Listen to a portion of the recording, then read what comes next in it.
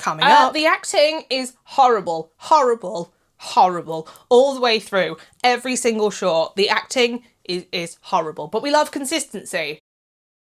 I like to find horror movies that nobody else seems to be talking about. It's something that I have done ever since I started my channel 2 years ago, and what can I say? I happen to have found not one movie that people aren't talking about, but 2 of them. So I thought I'd start with the anthology movie, which is Final Days, Tales from the End of Time. But if you don't know anything about Final Days, Tales from the End, let me quickly fill you in. Final Days, Tales from the End of Time from 2025 is a horror anthology. 5 of horror's newest visionaries each direct their own take on the end of the world, as depicted through their own unique lens.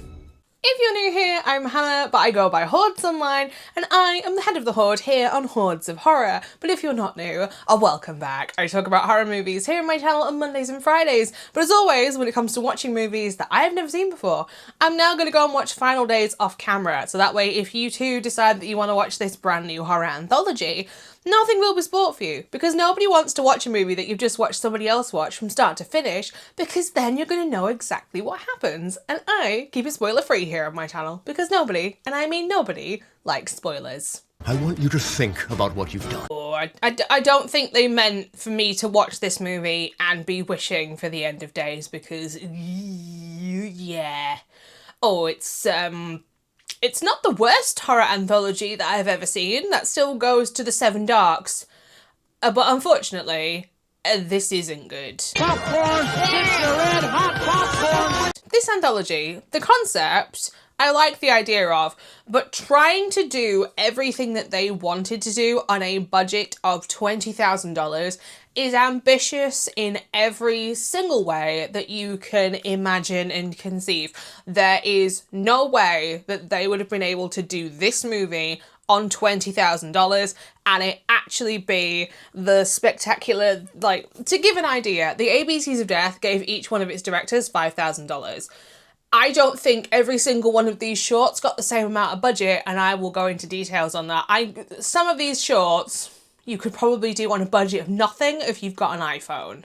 There are channels here on YouTube that have bigger budgets for the horror shorts that they put out than this movie did. Now, I am going to break this down a little bit, and I'm going to talk about each of the shorts individually for this movie, and without going into spoilers, obviously. But like all anthologies, there is going to be a very mixed sort of variety going on here, and not every short is going to be for everyone. I'm ready, I'm ready. Each of these shorts is linked together by a running thing to do with a TV anchor and a cameraman, and they're going from location to location to location, and I hate them. I hate them both. They're both awful, and every time they popped up, I could not care less. A lot of the dialogue has actually been redubbed over in post, and it is glaringly obvious that it's been done in post. It tells me that somebody did not know about wind muffs or pop filters, because a lot of them are actually shot outside, and by simply having the right audio equipment, you wouldn't have had to redub over things in the first place. Speaking of somebody that does audio and visual every single week with my YouTube videos, it's not that difficult if you know what you're doing. There's an Instagram live filter at one point in one of the shorts that looks like I found it on the green screen section of Mixkit, which is where you can get free videos, free audio, free sound effects, that kind of thing. It looks like you went on there and chroma keyed out the green background. It's not good.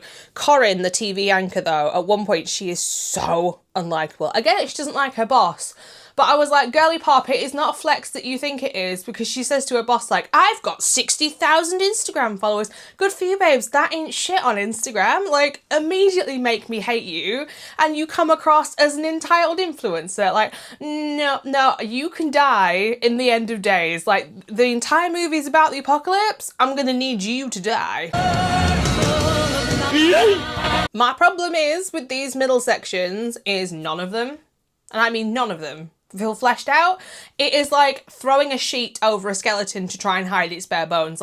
There ain't nothing underneath that sheet once you pull it off, and that there's no depth to these. They're just They're horrible. They're horrible. I've mentioned the cold opening, so we'll jump into like the first official of the shorts in this.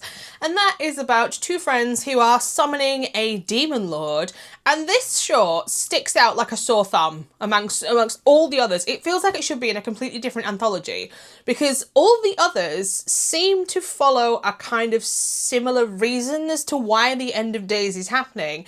Yet this one has gone for a completely different, like, the others involve like zombie vampire sort of creatures and a like sort of epidemic breakout sort of thing. Yet this one is summoning a demon lord. It feels very like, if you've seen the Halloween episode of Buffy from season 4, when the fraternity house gets taken over by Lord Gaknar, and at the very end he is birthed out of the floor.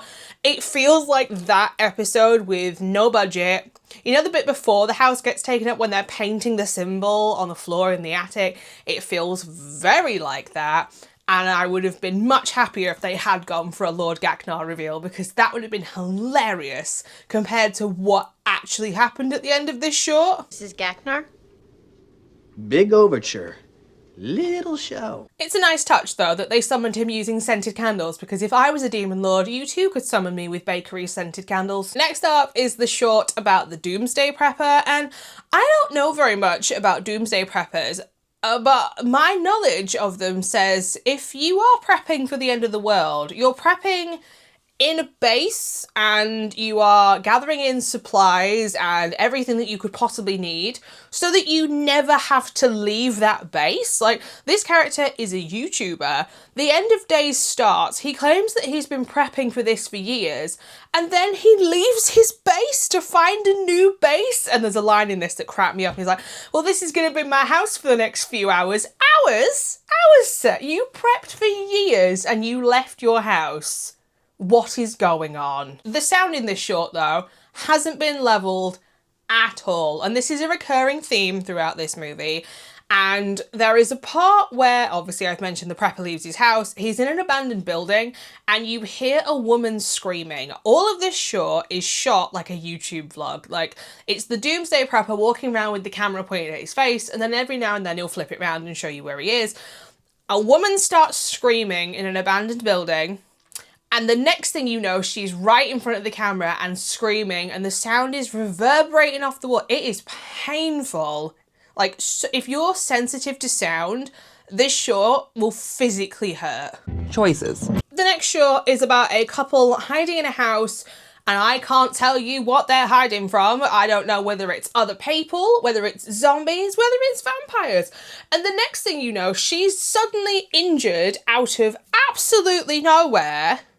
And then she cuts her husband and they get into a fight. That is this entire short. It's this couple having a row and a bit of a bicker until it ends. Like, there's no, like, it's plodding along at its own pace, and then abruptly it's done. It also throws in something which I absolutely hate in end of the world apocalypse stories, because if this thing actually happened to you in an apocalypse, it would be the worst thing to possibly happen. Like, the world is ending, your chance of survival is like slim to none, and you want to bring this into the world knowing that there is no life and world for this thing to be... No.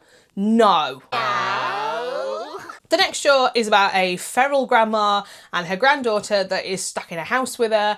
And can we just agree that if you include an old person in a horror movie, they aren't immediately by default scary? Like, I've kind of had enough of this trope / trait / whatever you want to call it at this point. It's been massively overdone, and not every movie is the movie Old People. But this short has been heavily, and I mean heavily, inspired by the original Resident Evil 7 trailer, The Beginning Hour, and the movie Wreck. Like, if you've seen Wreck and you've played Resident Evil 7 The Beginning Hour, you'll know exactly what all of this is going to involve. Like, it is another one that has been shot on Handycam vlog style, and this one is probably the most successful out of all of them because it's been shot at night. Everything that you're seeing is basically being shown straight in front of you, but you're being like guided as to where to look by a torchlight.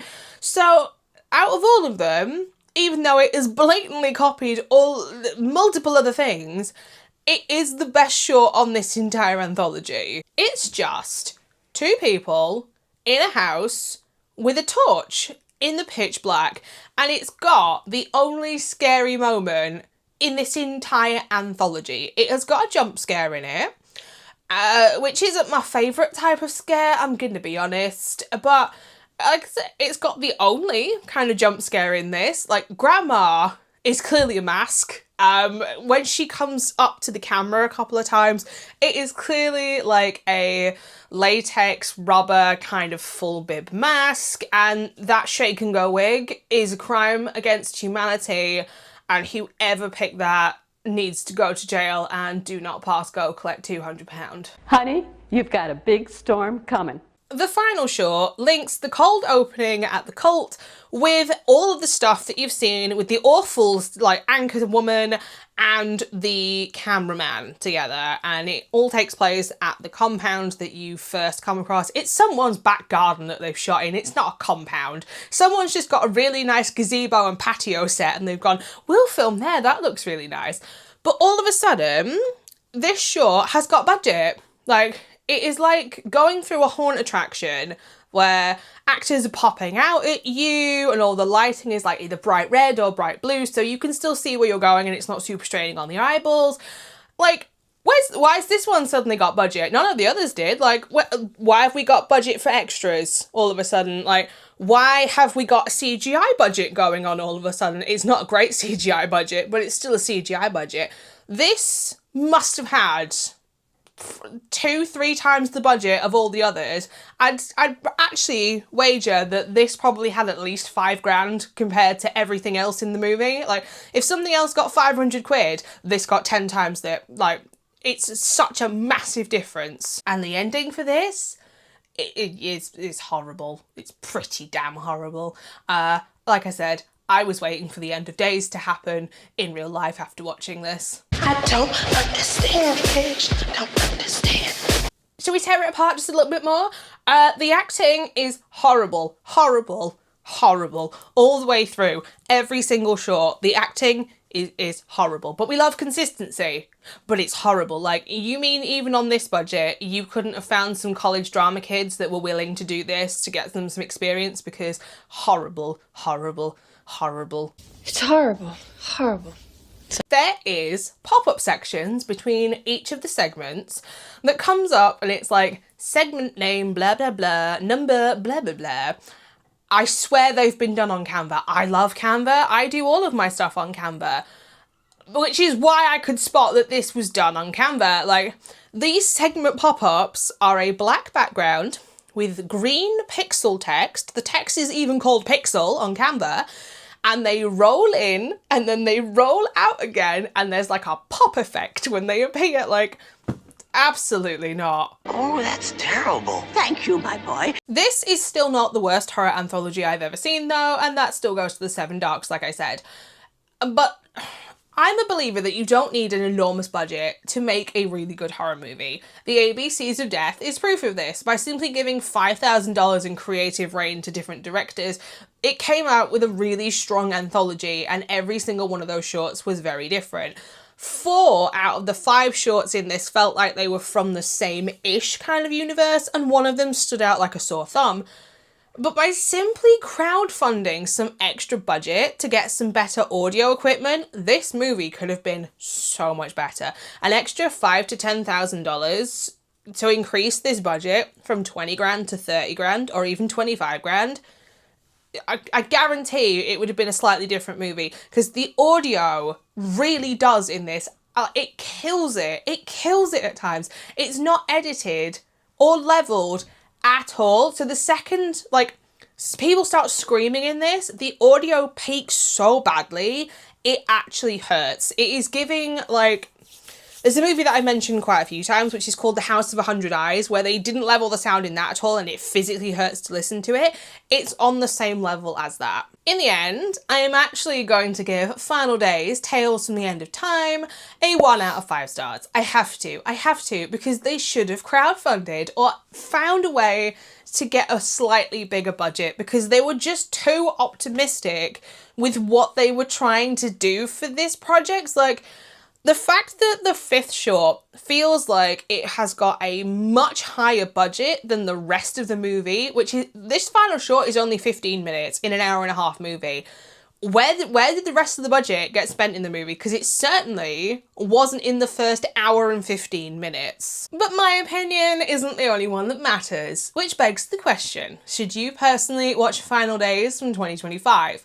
If you like your horror movies flavoured with anthology-style stories, end of days, possible zombies, I kind of guess, cults, summoning of demon lords, or anything that is listed here, then you may like Final Days from 2025. So there you have it, my initial thoughts and my review for my first time watching Final Days from 2025. If you've also seen this movie, I would love to know what your thoughts and opinions are on it down in the comment section down below. And if you are interested in watching this one, I'll leave a link as always to justwatch.com in the description bar, so you can find out where it is streaming in your country. Here in England, it's on Amazon Prime, which is where I say horror movies go to die. So go figure with my rating for this one. If you would like to know where else you can find me, I'm also over on Instagram and Letterboxd at HordesOfHorror, where I post every single horror movie that I watch, not just the ones that I talk about here on YouTube. But speaking of YouTube, I'll be back on Monday with another 2025 release that nobody is talking about.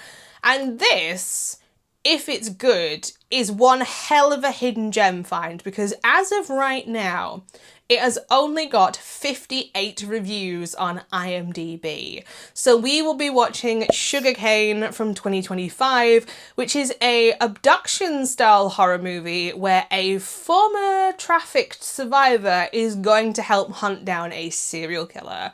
So until next time, bye. A special thank you though to my regenerators here within the Horde for their support over on Patreon.